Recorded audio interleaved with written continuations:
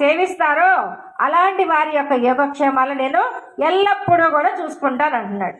మరి అంతటి భక్తి మనకి కలగాలి అంటే మనం మహాత్ముల యొక్క మార్గంలో వాళ్ళ యొక్క సాధువుల యొక్క ఆ దర్శన భాగ్యాన్ని మనం పొంది వారు చెప్పే వారి యొక్క ఆ మాటలు మనం బాగా వింటూ ఉంటే మనం కూడా అప్పుడు ఆ పరమాత్మ చెప్పినట్టే ఆయన సన్నిధికి చేరుకుంటాం. ఆ యొక్క మనల్ని కూడా ఆయన మన యొక్క యోగక్షేమాల్ని చూసుకుంటాడు అనమాట. కాబట్టి మనందరం కూడా ఆ పరమాత్మ సన్నిధికి చేరాలి అంటే మహాత్ముల యొక్క సన్నిధికి ముందు చేరి సద్గురుల యొక్క వారు చెప్పే మంచి మంచి విషయాలు వింటూ బాగా విని ఆనందిస్తూ చక్కగా వాటితోనే మనం ధ్యానం చేసుకుంటే ఈ జన్మ మనకి ధన్యమవుతుంది. హరి ఓం తత్సత్. హరి ఓం హరి ఓం. అమ్మగారు మంచిగా అసలు జన్మ ఎందుకు కలుగుతుంది అంటే కోరిక వల్ల. కోరిక ఏం కోరిక? అందరికీ ఒకటే కోరిక. కోరిక వెనకాల ఏంటి? కోరిక తీరితే నేను హాయిగా ఉంటా. కోరిక అనేది అనేక రకాలు నేను చెప్పాను. మనకు నచ్చనివన్నీ పోవాలి, అదో కోరిక. నచ్చినవన్నీ రావాలి, అదో కోరిక. ఇది ఎప్పుడైతే తీరుతుందో అప్పుడు హాయిగా ఉంటాను అనే భావన. ఇది తీరేది కాదు, మనం హాయిగా ఉండేది కూడా కాదు. ఎందుకంటే కోరిక అనేది ఎంత ప్రమాదం అంటే ఓవర్ హెడ్ ట్యాంక్ 5 అంతస్తుల మీద 10,000 లీటర్ల ట్యాంక్ కట్టారు నీళ్లు. ఆ ట్యాంక్ మంచిగా సాయంత్రం కాగానే నింపి పెట్టారు. నింపాలంటే 5 అంతస్తుల మీద ఆ ట్యాంక్ నీళ్ళు నింపాలంటే ఎంత కష్టమో. పెద్ద మోటార్ పెట్టి మరి 1 గంటనో మరి అరగంటనో 2 గంటల సేపు నింపాలి. కానీ ఆ ట్యాంక్కు చిల్లు ఉన్నది చిన్నది, పోవాలంటే ఏం శ్రమపడాలి? ఏమి శ్రమపడదు, తెల్లవారి ఖాళీ. ఏమైంది అంటే పోయిపోతుంది. అట్లా జ్ఞానం ఎక్కించాలంటే చాలా అంటే కష్టమైనటువంటిది, పోవాలంటే మాత్రం చాలా సులభము. అట్లా ధనార్జన కానీ గృహార్జన కానీ వాహనార్జన కానీ ప్రపంచంలో అంతా కూడా సంపాదించాలంటే మాత్రం చాలా కష్టము, పోవాలంటే మాత్రం క్షణం. అయితే ఒక్క దానికి ఈ తత్వజ్ఞానానికి భగవంతుడి సేవకి ఉన్న భేదం ఏంటంటే దీనికి చీలి లేదు. పరమాత్మ జ్ఞానానికి సత్కర్మకి చీలి లేదు. అది ఎప్పుడు వేసినట్టుగానే ఉంటుంది, ఇంకా ఎక్కువ ఇది ఉంటుంది. లౌకికమైనది మాత్రం నశించిపోతుంటాయి. దానికి ఆ గుణాలు ఉన్నాయి కాబట్టి సద్భావ వికారాలు అంటారు. ఆ విధంగా మనం కోరిక లేకుండా జీవించాలి అంటే దానికి ఎంతో సాధన ఉంది. దానికి కోరిక ఎందుకు కలుగుతుంది అదంతా మనకు కాస్త చెప్పడానికి ప్రయత్నం చేస్తాము. అమ్మగారికి ధన్యవాదాలు. మంచిగా ఆ బోధ ఉన్న సమయంలో చెప్పినందుకు హరి ఓం. ఇప్పుడు శ్రీమాన్ పోచయ్య గారు ఒక 5 నిమిషాలు వారి ఆశీర్వాదపూర్వకమైనటువంటి సందేశం మనకు అందిస్తారు.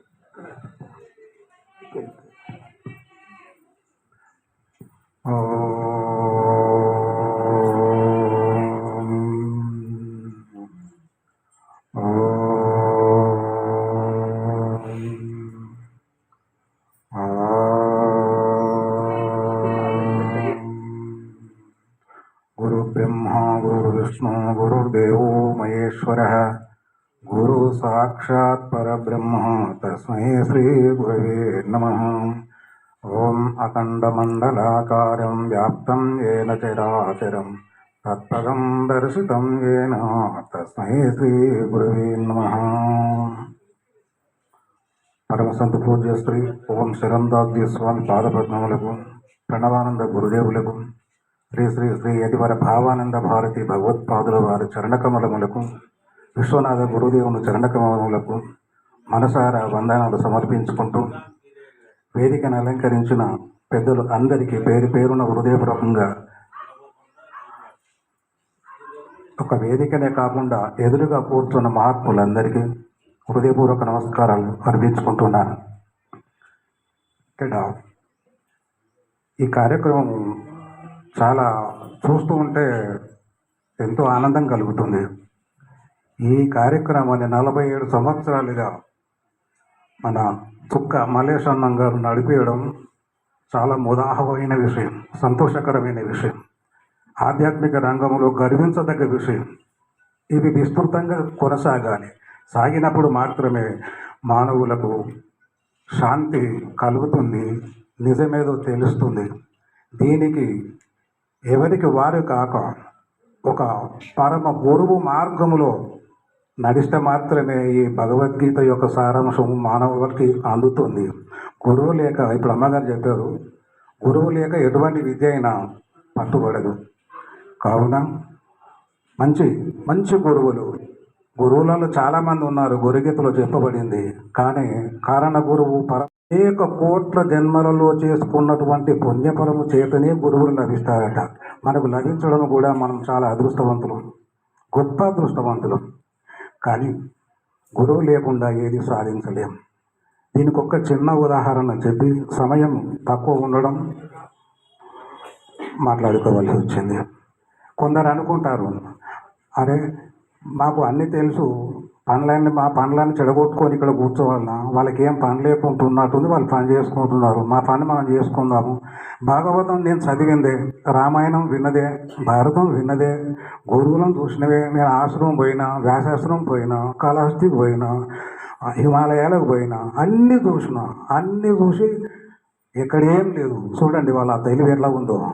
యాడికి వస్తారంటే ఎక్కడేం లేదు అనే కాడికి వస్తారు. కాదు, నిన్ను నువ్వు ఎప్పుడైతే తెలుసుకుంటావో అంతటా అదే ఉన్నది, అన్నిట్లో ఆనందం ఉన్నది, ఆనందంలో నేను ఉన్నానని మాత్రం మానవుకు తెలిసి వస్తుంది. ఇంతటి కారణం మనస్ఫూర్తిగా ఒక గురువుకు అంకితం అవ్వడం. గురువు లేకుండా ఏది సాధ్యం కాదు అనుకున్నాం కదా. ఒక చిన్న ఉదాహరణ, ఒక 10 మంది ఒక ప్రాంతం నుండి మరొక ప్రాంతానికి ప్రయాణం చేస్తున్నారు.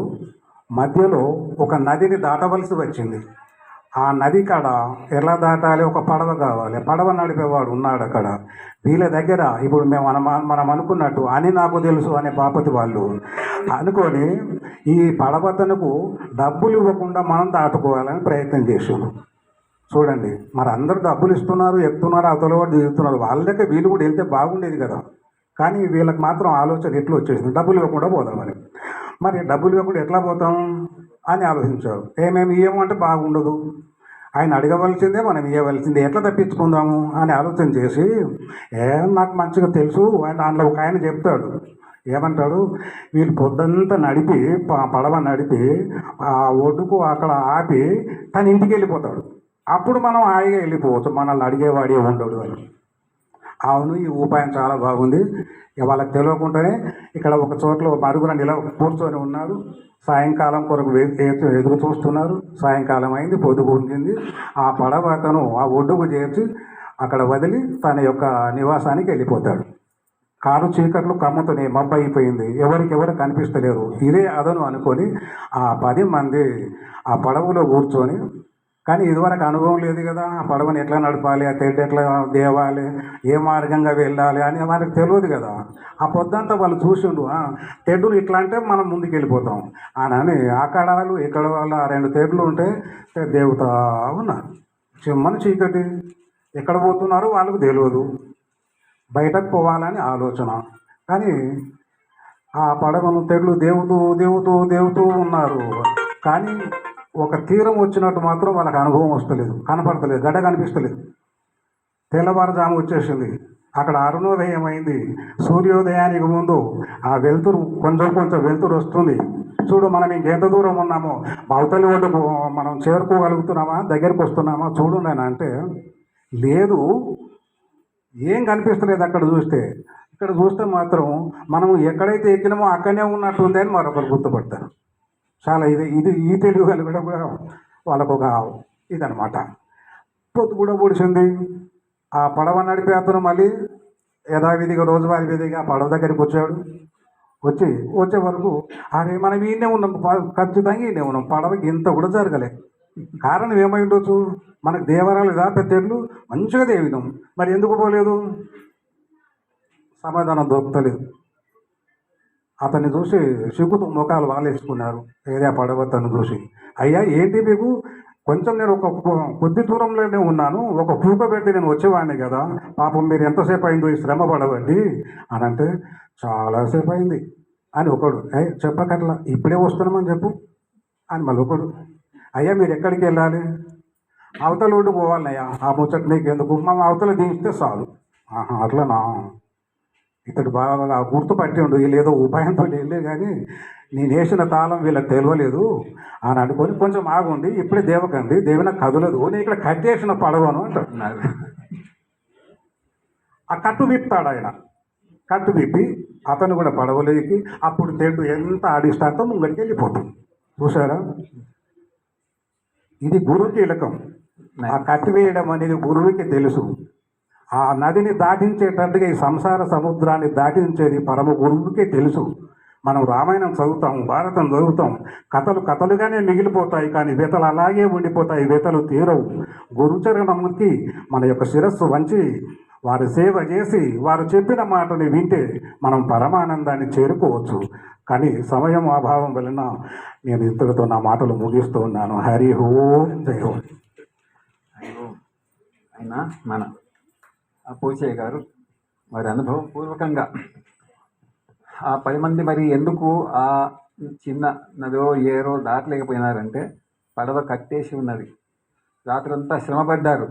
ఆ విధంగా ఇదంతా కూడా భగవద్గీతలో ఒక్క శ్లోకంలో చెప్పేశారు పరమాత్మ.